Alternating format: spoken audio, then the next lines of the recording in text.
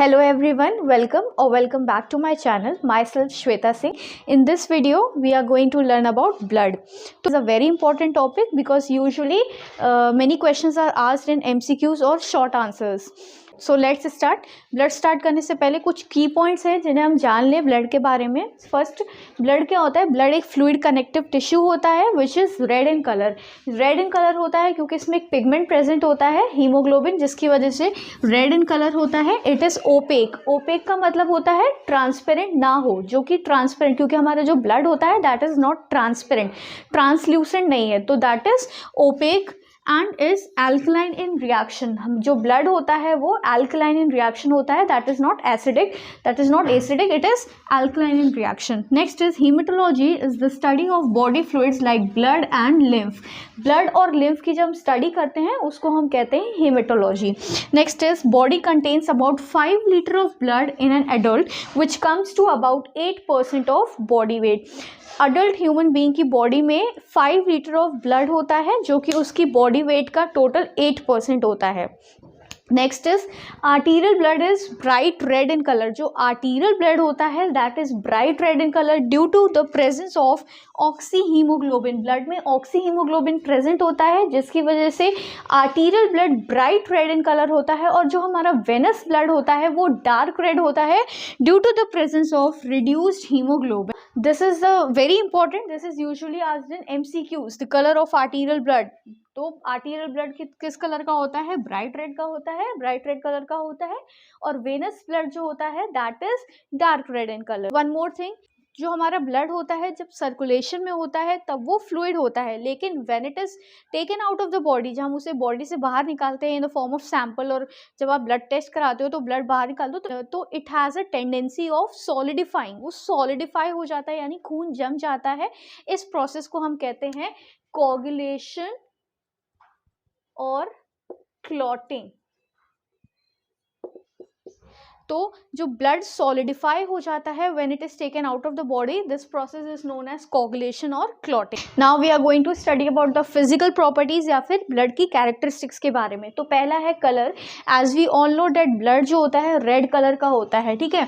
तो blood red colour is red due to haemoglobin, क्योंकि blood में हीमोग्लोबिन प्रेजेंट होता है. क्यों? वो हीमोग्लोबिन एक रेड पिगमेंट होता है that gives red color to the blood. Red color is due to the presence of hemoglobin in blood. Next is pH. Blood का pH होता है 7.35 to 7.45. This is very important and is usually asked in MCQs. तो blood का pH कितना होता है? 7.35 to 7.45. Next is specific gravity. Blood की specific gravity होती है 1.055 to 1.065. This is the specific gravity of blood. One thing कि if the specific gravity is decrease, अगर ब्लड की स्पेसिफिक ग्रेविटी डिक्रीज है तो that is in the condition of fluid overload. जब patient की body में फ्लूइड ओवरलोड हो जाता है तो specific gravity gradually decreases. And if the specific gravity is increase, अगर स्पेसिफिक ग्रेविटी इंक्रीज है तो that is in the condition of fluid loss. Example nausea और वॉमिटिंग. अगर पेशेंट को नोजिया या वॉमिटिंग हो रहा है तो ultimately it will lead to fluid loss, तो that will eventually result into increased specific gravity of blood. Next is opaque. Blood जो होता है, अभी हमने पहले भी पढ़ा था कि ब्लड जो होता है ओपेक होता है. ओपेक का मतलब होता है blood is not transparent. Blood transparent नहीं होता है, that is opaque in nature. Next is viscosity. Viscosity का मतलब होता है ब्लड स्टिकी इन नेचर होता है.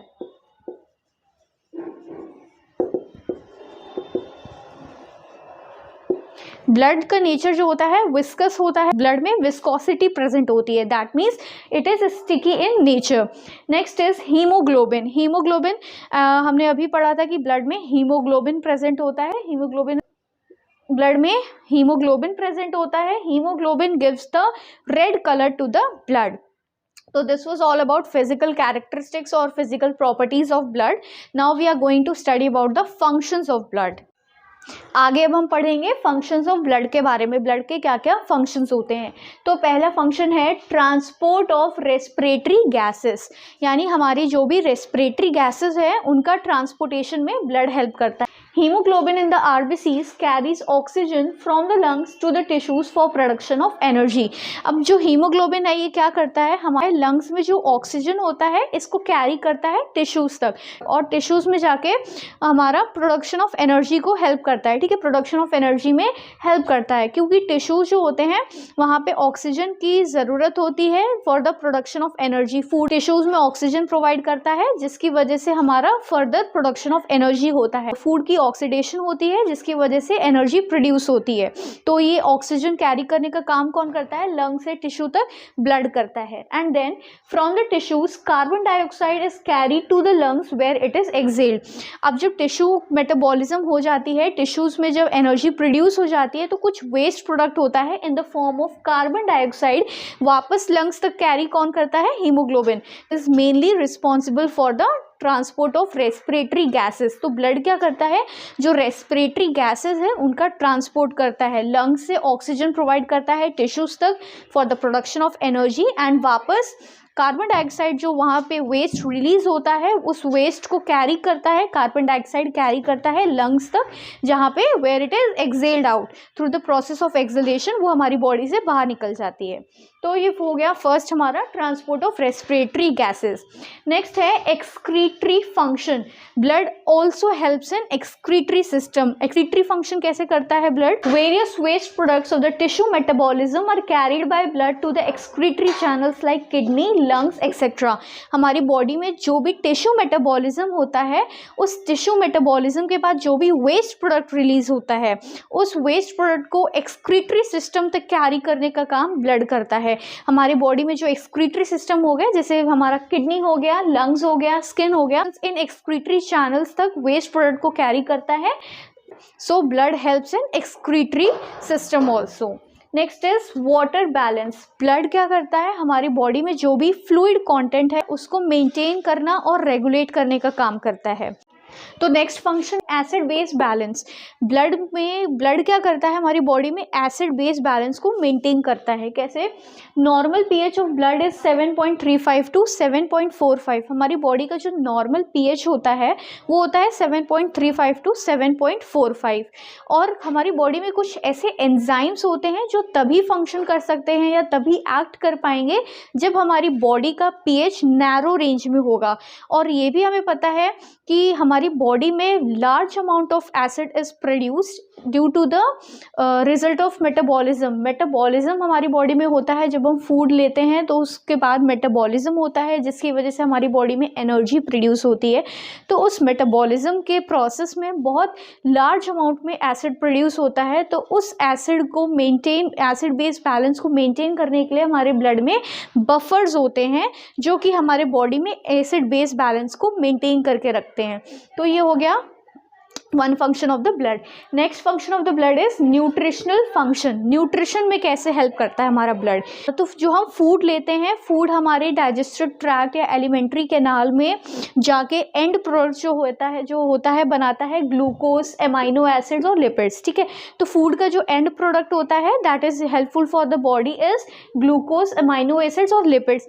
तो ये जो ग्लूकोज, अमाइनो एसिड्स और लिपिड्स है, ये हमारी बॉडी के जो टिश्यूज़ होते हैं, जहाँ पे बॉडी के जो टिश्यूज़ होते हैं उनको कौन सप्लाई करता है, ब्लड सप्लाई करता है। ये जो एंड प्रोडक्ट्स होते हैं glucose, amino acids and lipids, these are absorbed from the digestive tract and transported by blood to various tissues for growth and supplying energy. हमारे डाइजेस्टिव ट्रैक्ट से ब्लड क्या करता है, ग्लूकोज, अमाइनो एसिड्स और lipids को absorb करता है and it transports these amino acids, glucose, lipids and other nutrients to the various tissues। हमारी बॉडी के जितने भी टिश्यूज़ होते हैं उन तमाम टिश्यूज़ को ये न्यूट्रिएंट्स प्रोवाइड करने का काम करता है। ठीक है, next is transport of hormones. हमारी बॉडी में blood plays a very important role in transportation of hormones also. Hormones are secretions of endocrine gland. Hormones क्या होते हैं, एंडोक्राइन ग्लैंड से सिक्रीट होते हैं। एंडोक्राइन ग्लैंड हॉर्मोन्स को सिक्रीट करता है, which are directly poured into the blood carries them to their target organs. Endocrine gland क्या करता है, हॉर्मोन्स को सिक्रीट करता है और उसके बाद that is directly poured into the blood, वो डायरेक्टली हमारे ब्लड में आ जाते हैं हॉर्मोन्स।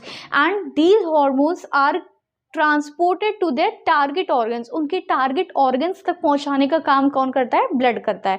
तो blood acts as a transporter for hormones.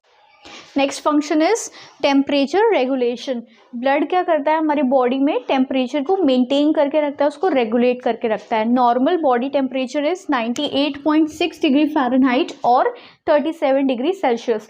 तो ब्लड क्या करता है? Blood helps in easy dissipation of heat from the warmer to cooler parts of body. हमारी बॉडी के जितने भी कूलर पार्ट्स हैं, उन कूलर पार्ट्स में ईजी डिसिपेशन ऑफ हीट का मतलब होता है ईजी हीट ट्रांसफर का काम, जिसकी वजह से ब्लड क्या करता है? टेम्परेचर को रेगुलेट करके रखता है। Next is osmotic pressure. Osmotic pressure, blood में प्लाज्मा प्रोटीन्स होते हैं। प्लाज्मा प्रोटीन एक एल्बुमिन होता है।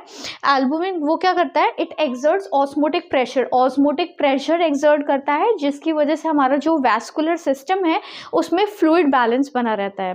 तो this was all about the functions of the blood.